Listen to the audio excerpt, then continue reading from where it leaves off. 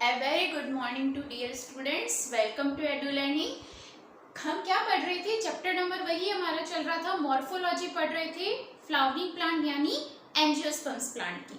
Okay, तो मैंने कल आपको क्या बताया था कि इंग्लिश और हिंदी मीडियम की बुक में जनरली प्रॉब्लम होती है, बच्चे काफ़ी कंफ्यूज हो रहे हैं। तो मैंने आपको क्या बताया था कि जो हिंदी मीडियम वाले बच्चे हैं उनकी तो बुक्स आपकी अवेलेबल है मार्केट में, लेकिन जो इंग्लिश मीडियम वाले हैं उनकी क्या बोलते हैं बुक्स नहीं आती है। लेकिन मैंने आपको बताया था एनसीईआरटी परचेज कर सकते हो क्योंकि इसमें आपका 80 से 90% सिलेबस मिल जाता है। ओके, अगर आपको कोई रेफरेंस बुक की जरूरत है तो आप एनसीईआरटी परचेज कर सकते हो। ओके, और भी काफ़ी जैसे चीज़ें हैं, जैसे जो नए स्टूडेंट्स जुड़ रहे हैं तो जो नए स्टूडेंट्स जुड़ रहे हैं तो वो क्या करेंगे, स्टार्टिंग से लेक्चर देखेंगे। एक्चुअली मैं डेली आपको जो नोट्स वगैरह सेंड करती हूँ तो आप उसमें से वो काम कर लिया कीजिए, वरना फिर नोट्स का बर्डन होता जाएगा और आपको समझ में भी नहीं आएगा। ओके, तो आपको क्या करना है, जो मैं डेली नोट्स सेंड कर रही हूँ वो आप लगातार अगर बनाएंगे, वरना फिर एक साथ इतने सारे नोट्स मिक्स हो जाएंगे कि आपको पता ही नहीं लगेगा कौन सा पेज है।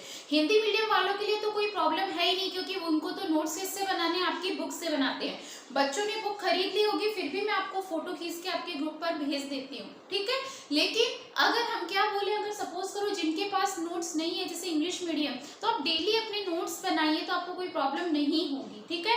मैटर जनरली सेम आता है, अगर आप एनसीईआरटी से पढ़ते हैं तो भी आपका मैटर सेम आएगा, कोई प्रॉब्लम नहीं आती। किसी में थोड़ा ज्यादा मैटर आ जाता है, किसी में थोड़ा कम मैटर आ जाता है। तो मेनली जो डिफरेंस आता है आपका वो इसमें ही आता है। ओके, तो हम क्या पढ़ रहे थे, चैप्टर नंबर हमारा चल रहा था 3 एग्रीकल्चर बायोलॉजी का। लेकिन एनसीईआरटी में ये आपकी 3 नंबर चैप्टर नहीं है, एनसीईआरटी में ये जो आपका चैप्टर होगा 5th या 6th आई थिंक होगा, मॉर्फोलॉजी ऑफ फ्लावरिंग प्लांट के नाम से होगा या मॉर्फोलॉजी ऑफ एंजियोस्पर्म प्लांट के लिए होगा, ठीक है। तो काफी नए बच्चे जुड़े हैं तो वो मेरे प्रीवियस लेक्चर को देखेंगे फिर वापस क्लास में आएंगे, क्योंकि अगर आप बीच में से देखोगे तो आपको बिल्कुल भी समझ में नहीं आएगा। ओके, अब जैसे जो डेली मैं पढ़ा रही हूँ, जैसे चैप्टर 3 जहाँ से मैंने स्टार्ट कराया वहां से स्टार्ट कीजिए। बाकी जो आपके 2 चैप्टर बच रहे हैं जो मैं पहले पढ़ा चुकी हूँ उनको आप जैसे आपको टाइम मिलता जाए वैसे वैसे देखते जाइए और वैसे वैसे लेक्चर बनाते जाइए। ओके, तो हम अपने टॉपिक पर आते हैं, मॉडिफिकेशंस ऑफ स्टेम। हमने क्या पढ़े थे कल, हमने स्टेम के टाइप्स वगैरह पढ़े थे। आज हम क्या पढ़ेंगे, मॉडिफिकेशन। जैसे हमने रूट के मॉडिफिकेशंस पढ़े थे वैसे ही हम क्या पढ़ेंगे, स्टेम के मॉडिफिकेशंस पढ़ेंगे। ओके, तो स्टेम के मॉडिफिकेशंस में हम क्या पढ़ेंगे, तने के रूपांतरण। हिंदी में क्या बोलेंगे, तने के रूपांतरण। ओके, अब देखिए मैंने आपको बताया था कि हम 4-5 तरह के मैंने आपको जैसे मॉडिफिकेशंस बताए थे, एराइल मॉडिफिकेशंस, अंडरग्राउंड मॉडिफिकेशंस, मतलब इस तरह से आपको मैंने क्या बताए थे, 4-5 मॉडिफिकेशंस बताए थे। लेकिन आज जो हम पढ़ेंगे, आज कौन सा मॉडिफिकेशन पढ़ेंगे, आज हम पढ़ेंगे अंडरग्राउंड मॉडिफिकेशन, फिर एराइल, फिर वीक स्टेम और क्या बोलते हैं स्ट्रॉन्ग स्टेम्स और कॉर्टेक्स और क्लाइंबर। इनके बारे में एक एक के बारे में हम डिटेल में पढ़ेंगे। तो आज हमने पहला कौन सा मॉडिफिकेशन लिया है, अंडरग्राउंड मॉडिफिकेशन।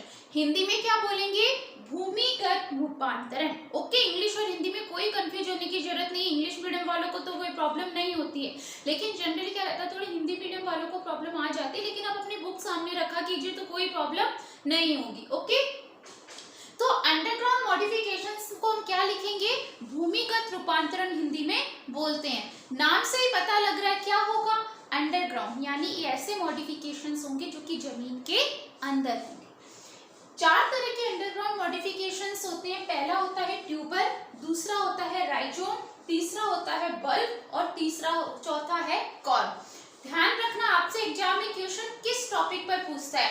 अगर आपसे क्वेश्चन पूछते हैं write the modifications of root, तो आपको रूट के मॉडिफिकेशंस लिखने हैं, वो कैरेट जिंजर वाले जो मैंने पढ़ाए थे। लेकिन वहीं पे अगर आपको क्या बोलते हैं स्टेम के मॉडिफिकेशंस लिखने हैं तो स्टेम के मॉडिफिकेशंस अलग होंगे। ओके, पढ़ेंगे आएंगे टॉपिक पर अंडरग्राउंड मॉडिफिकेशन यानी भूमिगत रूपांतरण अपन किसे बोलते हैं। ये जो मॉडिफिकेशंस है जनरली सबसे पहले इसका मेन कॉन्सेप्ट होगा किस लिए है, किस लिए होगा, फॉर फूड, फूड के लिए होगा। मतलब जो ये स्टेम क्या होंगे, जमीन के अंदर होंगे, सॉइल के अंदर होंगे, लेकिन किस फॉर्म में मॉडिफाइड होंगे, मॉडिफाइड यानी किस फॉर्म में वो हमें मिलेंगे, किस फॉर्म में वो मॉडिफाइड होंगे, फूड की फॉर्म में। और 2 चीजों में हेल्प करेंगे, एक तो फूड स्टोरेज यानी खाद्य संग्रहालय का काम करेंगे और दूसरा वेजिटेटिव प्रोपोगेशन यानी कायिक प्रबंधन का काम करेंगे।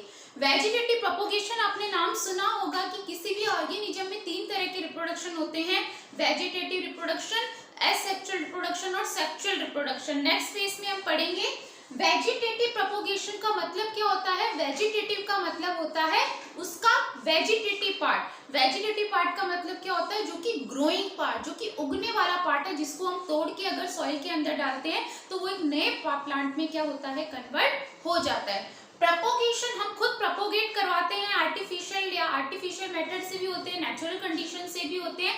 तो वेजिटेटिव प्रोपोगेशन जिसमें कोई जीन्स का एक्सचेंज नहीं होगा, जिसमें क्या होगा, ओनली माइटोसिस। मैंने आपको बताया था जनरली सेक्सुअल और एसेक्सुअल और वेजिटेटिव रिप्रोडक्शन के अंदर जीन्स का एक्सचेंज नहीं होता है, क्योंकि मियोसिस नहीं होता है, वहां पे जाइगोट का फॉर्मेशन नहीं होता है, जीन्स का एक्सचेंज नहीं होता है। तो यहाँ पे क्या होगा, सिंपल हम वेजिटेटिव प्रोपोगेशन यानी कायिक प्रबंधन के लिए ये जो प्रोडक्ट्स है कैसे बनते हैं, मॉडिफाई कैसे बनते हैं, कायिक प्रबंधन से बनते हैं या फिर वेजिटेटिव रिप्रोडक्शन से बनते हैं। ओके, तो इसके 4 एग्जांपल्स हैं। पहला है ट्यूबर। आपने कभी आलू देखा होगा, तो आपने जब पोटैटो को देखा होगा तो उसमें आपको छोटी छोटी सी उसकी आंखें दिखती होगी ना, छोटी छोटी सी आंखें। तो उन्हीं आंखों को अपन क्या कहते हैं, ट्यूबर। जनरली ऐसे पूछते हैं कि ट्यूबर किसमें होते हैं, पोटैटो के अंदर होते हैं, आलू की आंख जिसे बोलते हैं। तो उसी को तोड़ के जब अपन सॉइल में गाड़ देते हैं तो वो जैसे उनको फेवरेबल कंडीशंस मिलती है तो वो क्या होते हैं, नए पार्ट्स के अंदर ग्रो करते हैं। ओके, तो tuber tip of branches become swollen, यानी जो क्या बोलते हैं, ब्रांचेस रहती है, टिप का ब्रांचेस वो फूल जाती है मिट्टी के अंदर और उसमें आईज मिलती है। उन्हीं आई को तोड़कर या आलू को काट कर अगर अपन क्या बोलते हैं डाल दें तो उसको क्या कहते हैं, ट्यूबर। हिंदी में क्या बोलेंगे, कंद। किसमें होता है, आलू में। आलू की आंख जो आपको दिखती है उसको अपन तोड़ के मिट्टी में गाड़ देते हैं तो वो नया प्लांट जैसे ही उसको प्रतिकूल परिस्थितियां मिलती है वो उसमें ग्रो हो जाता है, जैसे उसको फेवरेबल कंडीशंस मिलती है वो उसमें ग्रो हो जाता है।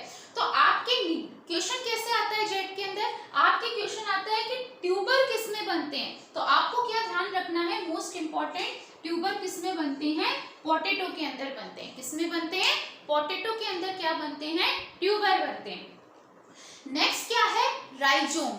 राइजोम किसमें बनते हैं, जिंजर में। और आपने देखा होगा टर्मरिक, जिंजर यानी अदरक और हल्दी आपने देखी होगी, जिसकी कोई शेप नहीं होती, इरेगुलर शेप है, फूड मटेरियल स्टोरेज स्टीप की फॉर्म में। लेकिन क्या है, आपने देखा होगा जैसे हल्दी और आपने जिंजर का पेड़ देखा होगा, अदरक और हल्दी का, तो उसमें क्या होती है, जमीन में अपन जमीन में से खोद के निकालते हैं और उसमें क्या है, एज ए वेजिटेटिव प्रोपोगेशन भी उससे करा सकते हैं और वो फूड स्टोरेज का भी काम करता है। तो फ्लैशी स्टेम होता है, यानी फ्लैशी बिल्कुल स्टेम होता है जो कि ग्राउंड में हॉरिजॉन्टली, जैसे आप जिंजर के अंदर देख रहे हैं, किसी भी शेप के अंदर ये ग्रो हो रही है, किसी भी पोजीशन पर, हॉरिजॉन्टल पोजीशन पर ग्रो होती है। तो राइजोम को हिंदी में क्या बोलते हैं, प्रकंद। क्या बोलते हैं हिंदी में, प्रकंद। किसमें होती है, आपके अदरक में और हल्दी में। तीसरा क्या है, बल्ब यानी शल्क कंद। ये क्या होता है, इसमें स्टेम हाईली रिड्यूस्ड होती है और डिस्क लाइक बहुत सारी फ्लैशी लीव्स होती है। जैसे आपने लहसुन और प्याज को देखा होगा, ऑनियन और जब आपने गार्लिक को देखा होगा तो देखा होगा ना उसमें कितनी सारी फ्लैशी लीव्स आती है ना, सेम शेप के होते हैं। तो किसमें बनते हैं, अगर बल्ब की बात करें, बिल्कुल बल्ब क्यों नाम दिया, क्योंकि जब हम बल्ब को देखते हैं तो बिल्कुल गोल फूला हुआ वो हमें दिखता है, तो ऐसे ही वहीं से ही अपन ने नाम दिया है बल्ब। किसमें होता है, बल्ब आपका ऑनियन और गार्लिक के अंदर होता है, यानी लहसुन प्याज के अंदर जो कायिक प्रबंधन या खाद्य संग्रहालय होता है, क्या बोलते हैं, तने का, वो किस फॉर्म में होता है, शल्क कंद की फॉर्म में होता है। Bulb in bulb stem is highly reduced and disc like shape surrounded by numerous fleshy leaves. ये देखिए डिस्क शेप लग रहा है और बहुत सारी फ्लैशी लीव्स से क्या कर रहा है, सराउंड। तो ये गार्लिक और क्या बोलते हैं, ऑनियन किसका एग्जाम्पल है, बल्ब का एग्जाम्पल है। ये आपको आलू दिख रहा होगा, पोटैटो दिख रहा होगा, किसका एग्जाम्पल है, ट्यूबर का एग्जाम्पल है। इसमें आपको आइस दिख रही होगी, वो corn condense structure grow vertically structure, यानी कंडेंस स्ट्रक्चर होता है जो कि वर्टिकली सॉइल में ग्रो होता है, सैफरन जैसे केसर वगैरह, जैम काइंड, इमली वगैरह, तो ये मेनली इनमें क्या होता है, कॉर्म होता है। ठीक है, तो ये 4 तरह के अंडरग्राउंड मॉडिफिकेशंस है जो कि स्टेम के अंदर मिलते हैं। कल हम क्या पढ़ेंगे, एराइल मॉडिफिकेशंस पढ़ेंगे, और उसके बाद हम क्या पढ़ेंगे, और टॉपिक्स आगे पढ़ेंगे, जैसे कौन कौन से वीक स्टेम होते हैं, कौन कौन से स्ट्रॉन्ग स्टेम होते हैं, क्लाइंबर्स के बारे में पढ़ेंगे, क्रीपर्स के बारे में पढ़ेंगे। तो आज हमने कायिक प्रबंध क्या बोले, तने के रूपांतरण पढ़े, 2 में काम आता है, तो हमने भूमिगत रूपांतरण पढ़े, 2 काम आता है, खाद्य संग्रह और कायिक प्रबंधन। 4 तरह के होते हैं, कंद, प्रकंद और शल्क कंद और घन कंद। इंग्लिश में क्या बोलेंगे, हमने क्या पढ़ा, modifications of stem. First of all we study the modification of underground stem. Underground stem mainly किस लिए यूज आती है, first for food storage and second is for vegetative propagation. Okay, 4 types are there, 4 examples are there. First is the tuber, second is the rhizome, third is the bulb and fourth one is the core. Tuber is found in the potato and rhizome is found in the ginger and turmeric. Bulb is found in the onion and garlic and core is found in the saffron and jam kind. Okay?